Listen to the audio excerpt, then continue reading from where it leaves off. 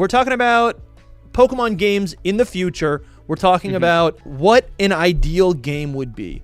Let me tell you how I came set to it up. this. Set it up. Yeah, let me tell you what made me think of this. So, the other day, somebody posted in my Discord talking about Pokemon X and Y, and they were making a criticism of the games based on a term that I come across a lot in Pokemon content, in Pokemon discourse, in the Pokemon zeitgeist in general.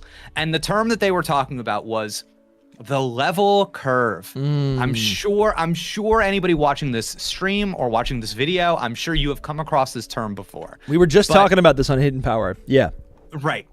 And I see people throw this term around a lot.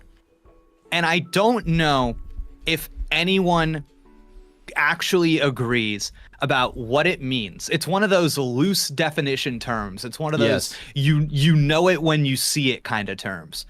And it's a vibe. It's a vibe that I think people use to criticize games. Here we go. Oh, I love this. Oh, this is crazy. God. This is the AI overview. A level curve, also known as a contour line, is a curve. I'm not liking this. What is a level curve in video games? Let's see that. Okay. In the world of gaming, the experience curve is an essential concept that defines how players progress through levels by gaining experience points. This curve I like this a lot. Dictates the rate at which players advance, influencing game difficulty and player engagement. Okay, I like that a lot. So my take is this. I think that the level curve is one of the most commonly weaponized phrases in Pokemon discourse. I remember when I played Pokemon Heart Gold and Soul Silver, people kept bringing up the level curve to me. Infamous. And sometimes it is framed as a design flaw of the game. Sometimes it's people wanting to express that they want a game that's balanced differently. And most recently, when people, I think people looking ahead to Gen 10 and kind of seeing the open world direction of Pokemon games, most recently, I think people are using level scaling. Yep. An implicit alternative to the level curve as a magic bullet to fix the Pokemon formula. But this is a conclusion that I've come to. I just want to make this space, safe for everyone. If you've thought this before, it doesn't make you bad. It doesn't make you evil. Jake's gonna explain something right here. Right. And I think that he's like, it might make you bad. It might be no. I think that the level curve is a flattened metric that tries to compress a game full of player choice and player agency into a straight line. Interesting. And I think that the obsession with the level curve reveals more about the desires of players that are clinging to an artificial notion of balance than it does examine at all what makes Pokemon good or compelling. So, okay. Interesting. Let me break this down. So let's start with the if we start with the basic problem. What is the level curve supposed to measure? Is it how well the game escalates challenge? Is it a metric of fairness? Is it how is it trying to control how often a player is supposed to grind? I think there's a degree to which it's all of these things. Yeah, I think a lot of people. So when you play through for maybe those who don't know, when you play through a lot of Pokemon games, mostly Heart Gold, Soul Silver, the finger gets pointed at these games quite a bit. The Johto titles. When you play through these games, there's a part where the game almost wants to be open world. It wants to invite you to make a decision of which gym order you want to choose after the 4th gym. And because of this, and because there is no level scaling, by the time you get to level, or maybe like the 6th or 7th gym, you are over leveled. By the time you get to the 8th gym, the last gym, you are over leveled. And the Kanto and the actual Elite Four, as well as actually honestly all of the wild Pokemon just stop increasing their levels. So you end up over leveled by the end of the game. That's what people say. And I think what maybe Jake's trying to say is like, maybe you're not supposed to min-max your playthrough. That's what no, I'm thinking. That's what I'm thinking. Yeah. So I've what stopped doing this as I've gotten older. No. I'm kind of trying to make a different point. My sure. point is that I think people are talking about any given Pokemon game, and they use the word level curve as if they are talking about a mathematical equation that needs to be better balanced. Ooh. They say if you go in and change the numbers, you get to what it should be. Yeah. And that's all you need to do. And my point is this. When I played Pokemon Heart Gold and Soul Silver, I experienced the harsh upturn of the level curve, where all of the sudden I felt like in that game, I was underleveled for the challenge at hand, which in my case was the dragon type gym leader. Okay. So does that make sense? Yeah. So I get to this dragon type gym leader, and I feel like there isn't really a good place for me to train. I have to kind of just grind if I want to gain levels. It's something is off there. They're just way too strong for me. And I think that saying the math is off, I think that is an incorrect way to interrogate a video game, because the truth is that I had to go through this whole icy cave to get to the dragon type gym leader. And you know what? Yeah. Every single person tells me around that area, every single person tells me, this is the biggest challenge you've faced in this game yet. Wow. This is not normal. Nobody makes it here. This is really, really, really tough. And the fact that they are using a storytelling tool, and I think like the harsh curve is not a mistake. It's not a miscalculation. It is an emotional arc. The game is lulling you into a sense of comfort, and then the game very quickly demands more of you. That is storytelling through pacing. Yeah. That is what a curve does that uniformity cannot do. And what the game is asking you to do in that moment is saying, can you solve for this challenge in a way that is different from just leveling up your Pokemon? Everybody always says that they want a more difficult Pokemon game. Well, you can't figure out a way to beat this gym unless you have Pokemon that are over leveled. That's you. Yeah. That's what the game wants you to do, and you are rejecting the call to do what the game wants you to do. There was same thing. I'm playing Heart Gold. There was a gym that I had a really hard time beating. It was the Ghost Gym. And you know how I beat it? Not by over leveling my team, by getting a freaking Eevee, teaching it I don't know, whatever dark type move it got, and then realizing that I could outmaneuver that gym and make it so that I never got hit. That's how I beat that gym. That is because the game gave me a challenge, and rather than say the math is off, the numbers are off, I examined what the challenge was and I found a solution for it. And it's so funny to me that you could have a team that's like, what's a good example of this? What's a good example? What's a good of the team, of a challenging team in this game? So let's say you're playing Pokemon Emerald. Okay. And you've got Swampert and Breloom and Salamence and Manectric on your team. You wouldn't have Salamence. You can't get it to like the end of the game. All right, fine. But then Altaria. Okay, yeah, great. And now let's say you've got another team, and this person has a Mightyena, Sceptile, and a Beautyfly. Sure. And you're gonna tell me that the answer to making this experience good for everybody is we need to make sure the numbers are right. That is insane. That is insane. You're dealing with something that is uneven and trying to create a straight line. Yeah. What the level curve argument implies is that the perfect Pokemon game is one that never asks you to stop, one that never interrupts your pacing. And I don't agree. Pacing is a tool. Sometimes there are fast-paced sections of a game or a movie or a TV show. Sometimes there are slow-paced aspects of it. They are dramatizing your Pokemon experience, and everybody gets to a point where they experience the smallest amount of friction with the game, and they say, it's not me that's the problem, it's the game. Yeah, I think and Whitney's Miltank. There really are a lot of examples of those like challenging fights. Whitney's Miltank, I think, is one of the biggest ones right there. It has become quite a meme. Yeah, that's kind of crazy. So what I'm thinking about right now is, so when we talk about Generation 10, I'm usually thinking about, I feel like the level scaling feels like it could still be an adequate solution. And I think the way to do that, based on what you're saying, is to not make every gym consistently on level with, whatever level, whatever your highest level Pokemon is.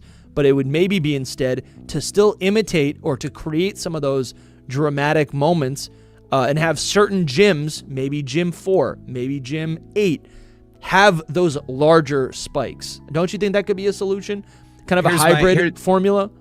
And that's the thing. I think the conversations about level scaling, you have to be specific with it. Because once you introduce level scaling, here's this idea that the trainer's team in some way, the trainer that you're fighting, the gym leader that you're fighting, it should match your own level. So I go in. No, I'm saying it could be higher. I'm saying like that fourth gym, Morty's gym, let's say. That's an even bigger problem to me. Because now, so check this out. Now because it's arbitrary? I think that it destroys any sense of progression. So if you're a little kid and you're 6 years old and you're playing your first Pokemon game and you go up into a gym and this gym leader is 5-10 levels higher than you, I don't care, whatever the number is. And you say, I'm not good enough for this. I'm going to go out and train.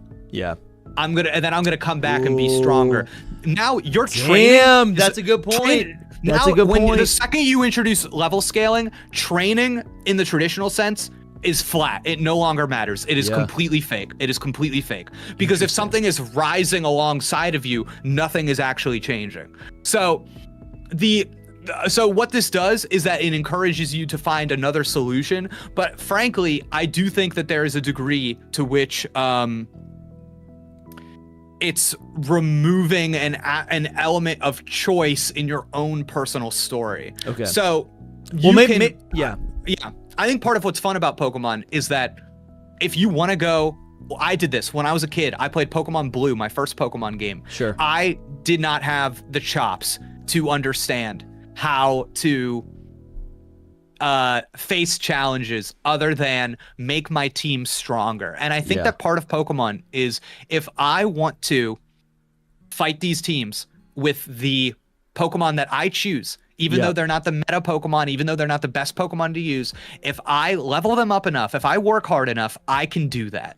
And I think like if you introduce level scaling, you're subtly telling your player, no, you can't. No, that's a really good point, Jake. You're funneling them. You're right, because that is, it's like your last resort. If you can't outsmart a gym, is to overlevel. I think that makes sense. And you are honestly removing that. And when people talk about the open world, everybody criticizes the open world because they're like, oh, if the open world had level scaling, that would be good.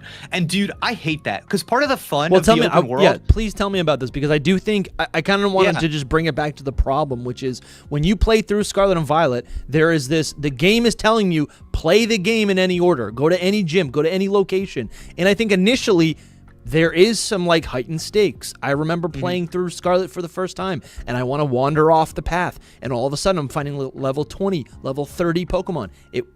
That's exciting to find like a level 25 Scyther when your team sucks. That part is exciting.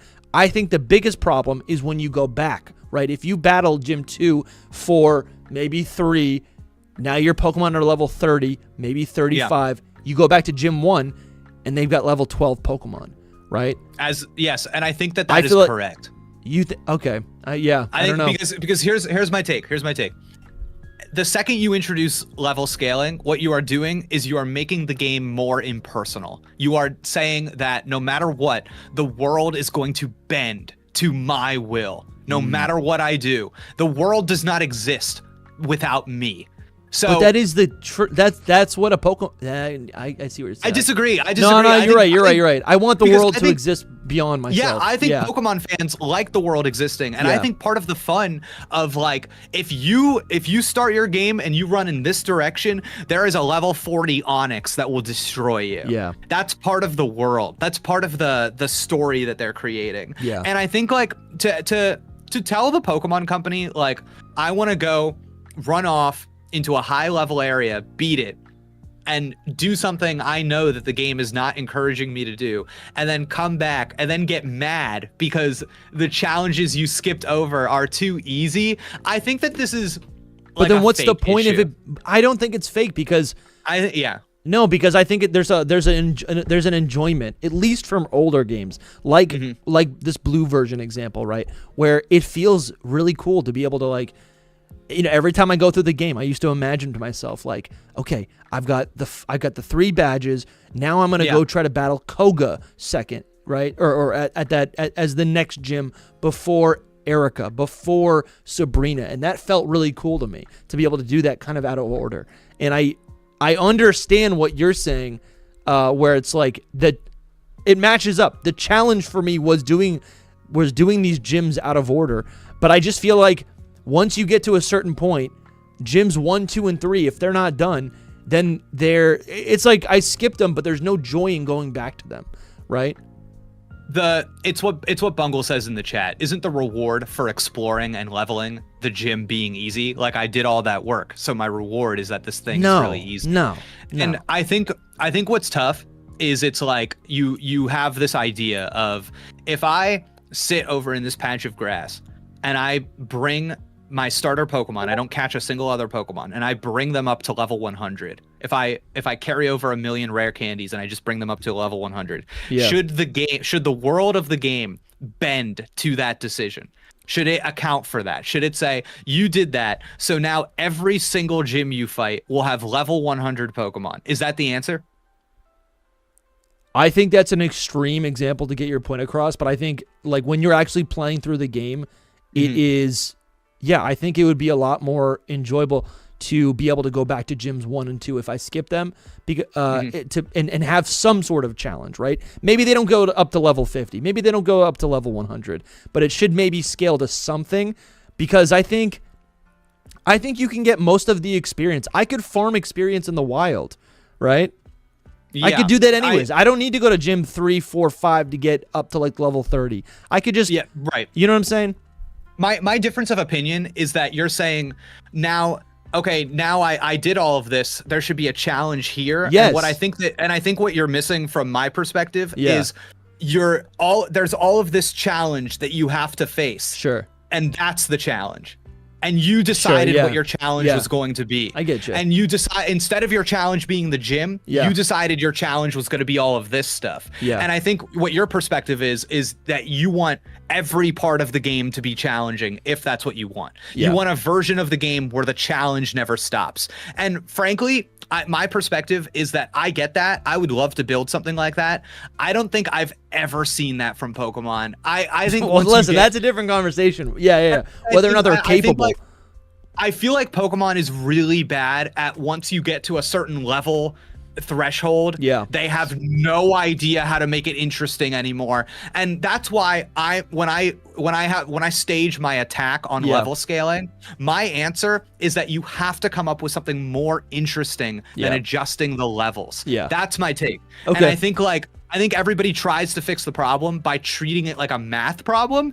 And I think that at the end of the day, video games are storytelling devices. And I think when you talk about changing the numbers, you're not considering the narrative that you are building around these things. Because the second you do level scaling for the gyms, the narrative moment for each gym is the same. Every gym will be relatively the same amount of difficulty to each level that you are at. Whereas I like the idea of there being a gym that's like, this one is actually way harder than the other ones, like in my Heart Gold playthrough. Like Misty would never actually be an 8th gym leader. I know I get what you're saying. Yes, exactly. So I think, like, when I go in, I want to say, okay, taking the levels out of it, is there something I can do to these gym leaders that can make some of them implicitly easier and some of them more difficult in a way that has nothing to do with the levels? And I think that there is. I think there is. And I got to tell you, I'm going to bring something up right now. Please. And I'm shocked that this does not come up more often. Yeah. Okay. Rules. Like gym rules? Gym rules. Give me an example. No items. You want to Misty? You're going to go fight Misty. Yeah. You can only use water type Pokemon. Ah, that's fun. Yeah, that's cool. I still don't think that I like that as a standalone feature. That should be implemented no matter what. I like that. I want to go back though, because I don't know, when I'm playing through an open world game, right? Yeah. If I can go in any order, what is the point of, like, there's no incentivize. I'm not incentivized to ever go back to those early gyms. If the whole game is supposed to be open world, that doesn't make sense to me. Yeah. So what that still doesn't make sense. They say go explore the whole region, and it just like I end up losing content. Right. The incentive is that the Pokemon games do a bad job of there being other content in the open world. So if you played a normal video game, the incentive would be there's all this side content, there's all these characters, there's all these things to discover. But unfortunately, everything in Pokemon, because there is no other content, is tied to your main progression. There's no other form of progression. So when you beat a gym, when you beat a Team Star member, when you do all this stuff, really what you're doing is you're raising the levels of your team and you're making them stronger. You're always on one path of progression. So the games simply need to be better designed open world games. Yes. And I think that sounds good.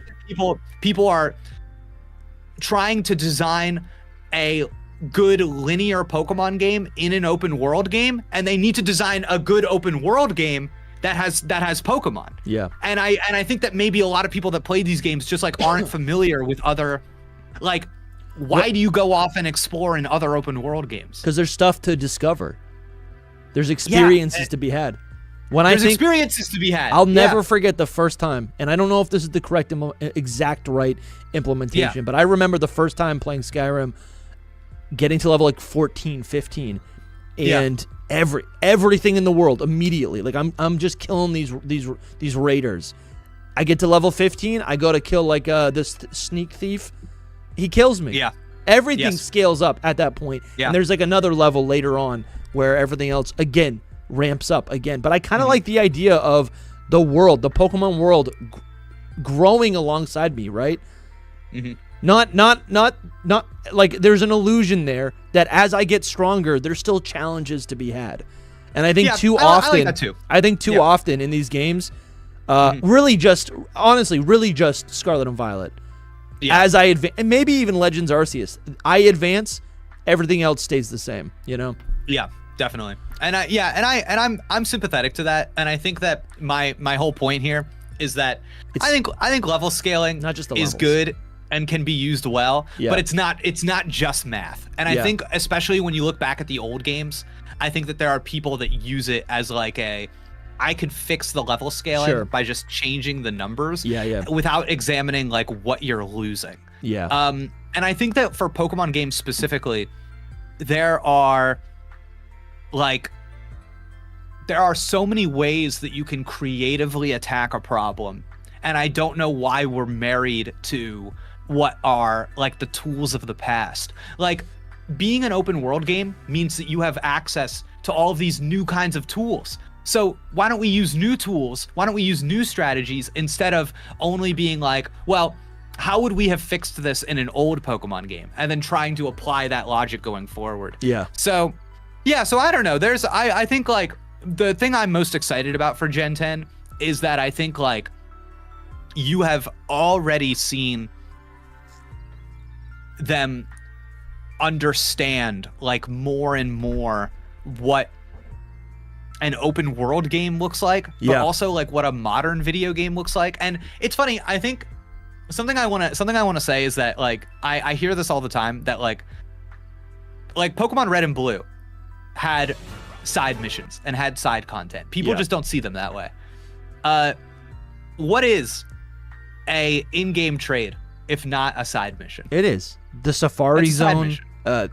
All those secret items that you can uncover through the use of the HMs, which you have to kind of earn throughout the game. All of that stuff. All the different Pokemon to capture. That's side missions. It's player directed side content. And I think I see all that. And I think what I'm seeing more often ever since Pokemon Let's Go is that you're starting to see this adoption of like mainstream video game, you have your main campaign and you have your side missions. And I know like Let's Go had like specific side missions that it was like, oh, you're gonna go off and do this stupid thing and like talk to an NPC. Legends Arceus, you saw that a lot more. And I think we can reasonably say that Legends ZA is going to have like you think so too, right? Like a significant amount of side content. I hope so. Right? When I imagine, I feel like they haven't shown us too much about, like, they haven't shown us the city streets too much, and I'm curious what that's going to look like. I'm worried it's going to be as barren as what we're looking at right now on the screen with Scarlet and Violet. But I do hope there's, like, I think it was you who told me, like, the Yakuza games will have, like, depending on the time of day or weather or whatever certain variables, there's different people who show up with different missions, or there's different secrets to uncover. Even though it's the same location, it takes place in a single city. That's the blueprint that's in my mind that I'm hoping to see with Legends ZA. Yeah, I mean, Like a Dragon Infinite Wealth is the game that I wish I could force every single Pokemon fan to play. Force me, please. It's like a turn-based RPG. It like takes place in a city, and I feel like everything they do it so well, and it has tons and tons and tons of like really varied side content. Yeah, that sounds nice. Because I don't know if we're gonna. That sounds so good to me. That's honestly getting me really excited. That's what I miss, man. It's like catching the Pokemon, battling with the Pokemon. There's no challenge. It's fun. It's fun. It's definitely fun. But I'm like, I end up. There's no purpose behind anything. It seems aimless. So with the idea of me being like, guys, guess what? It was 2:00 on a Friday. I was in this cave. I saw this thing that gave me a tip off. I went over here. There was a legendary Pokemon. It was sick. Like, go check it out. And that's unique to my own experience. And I think that even, as is the case in Infinite Wealth, there is side content that is there just for the joy of doing. Yeah. And I think sometimes Pokemon games forget about the joy of doing. Like in Infinite Wealth, there's one of the side missions you can do. And this is a turn-based RPG. So just like Pokemon, you get into a battle and you pick your moves. There is a side mission you can do where you deliver food like you're doing Uber Eats on a bicycle, and you're trying to go like as fast as you can, and you're doing tricks the whole time you're doing it. Like, that is just there for the delight of doing. Sure. And the world of Pokemon is so fun that if you wanted to, the delight of doing is like right there. Like I don't think it's going to be in the game anymore, but like when Legends ZA was first being discussed, one of the things I kept saying was like, man, I really hope they let you do Rhyhorn races. Yeah. Like I really hope there's a racetrack to like just put in a little different kind of gameplay, a little different gameplay style. And they're really resistant to doing that. Man.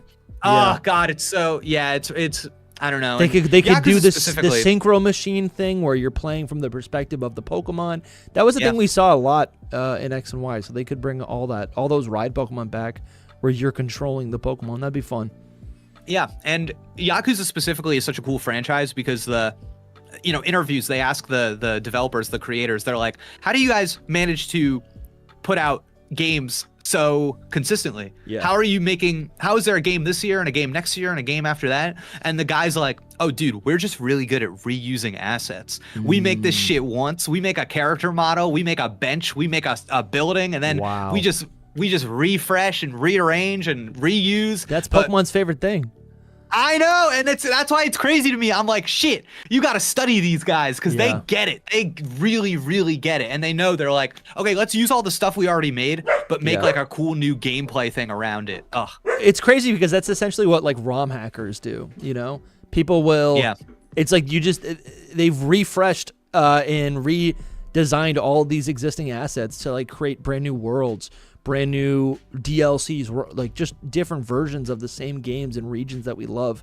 That's the type of like more content that like I yearn for. I've told you before, like, when I'm playing a Unova game, I'm imagining like the Sinnoh game exists in the same world. The Hoenn game exists. The Kanto game exists in the same world. I would love to play a Kanto game in that Gen 5 engine to just imagine that it's all the same living universe, And I'm not saying that's a reality, but that's something that I think about when I'm playing these games.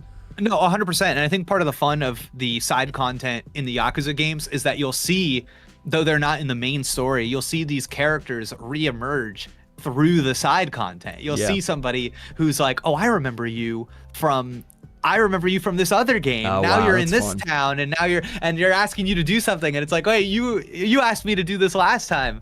That's super there's fun. a really fun, I want to see if I can find a good video to send you, because I think this will surprise people. Yeah. I gotta work on this here it layout is, so I can show everything evenly. Here, I'm gonna send you this on Please. Discord.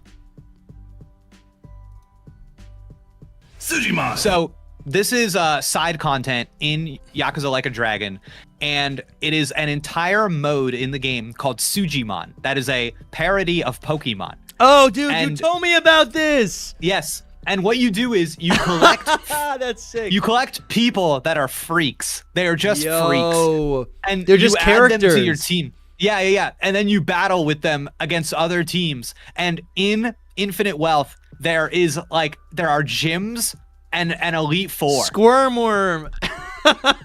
Dude, this like homeless man in a sleeping bag. I love it. And there are literal gyms and like an Elite Four. There's a whole story here, and this is That's just like a small part of that crazy. game. That It's- is crazy, dude. They just built this entire thing, and they're just I don't know, man. This is it's yeah. I gotta yeah. play this. This looks fun. so fun. None of the Poketubers are playing this. They're only playing Temtem. Crazy. And it's like, so all around the game's environment where you're doing everything else, Yeah. you can find raid dens like in the Pokemon games. So and there are actually like really hard to catch like legendary Sujimon. Oh my god, dude, this is. And so then you can much fun. add them to your team. So this it's like a this is not the one that's coming to Switch 2. No. This will come eventually though. Okay, dude, I want to play This will so definitely bad. come eventually. This will probably come within a year. But yeah, there's like getting like a legendary Sujimon is like a big deal. Yeah. And I don't know, man. It's just cool. There's just so much cool No, I love this. side stories. They even got like Yeah. the triple battles. That's super fun, man. Yeah. That's super fun, man. That's super fun. Yep. Yeah, dude. I think you made a good point about the level scaling. I think one other idea, and AJ was saying this earlier in the chat. But yeah, I do think when we're talking, and I know this falls into exactly what you're saying, but maybe a little bit of a nuance with the level scaling. It wouldn't just be level scaling. It would also be just like basically a new team that the trainer would have, right? Yeah, I Like, love that. Yeah. It's not just like, Brock has an Onyx and a Geodude at level 50. It's like, theoretically, he would have a team of 6 if he's the 8th gym leader, right? Yeah, In that and order. even that is great. Yeah, like, okay, this is their team if they're the first gym you fight. This is their team if they're the second. Like, that is so easy. And I think you can see how, what I like about that is that there is storytelling there. There is, and it's part of your journey. It's, wow, I went and fought so-and-so first, and they had this. Well, I went and fought them 5th, and they had what? They had what on their team? They used a Psyduck? That's crazy. Like, that to me, that is like so much more interesting than just being like, I went in and tweaked the numbers. No, like it would be a little bit more than that. But I Yeah. still hear what you're saying, because I really did not even think about the like, if you want to just overpower your team in order to brute force it, like that is just lost. That would just not exist. That's I literally have never thought about that. But yeah, that's the thing. Like, you have to allow for people to brute force it. Yeah. So that's I think people do forget about that a lot. But I think that is like almost a core part of Pokemon, to be honest with you. It definitely is. Even if it's like a little goofy, and I would not recommend every game do that. I do think it's part of Pokemon. Yeah. So because so it is the what it games is. do need to remain like comfortable enough. I'm not ever looking for like a hard mode game. I think what it really is for me, because I do know the type of, there are players like people who enjoy challenge runs, Nuzlocke. Like, I totally get it. Like, there's some great ROM hacks that I've even played, but like I watch like Smith Plays Pokemon. I watch his videos, and I'm like, it's a little bit of that where it's like everything needs to be optimized, which is fine, but it can be tough. Or I was playing like a platinum ROM hack, and everyone's got like 6 Pokemon, and it's tough. It's tough. It is tough. Yeah. And I don't yeah. always want that because No. it discourages me from using jump love or Yeah, right. some BS that just is a little cute.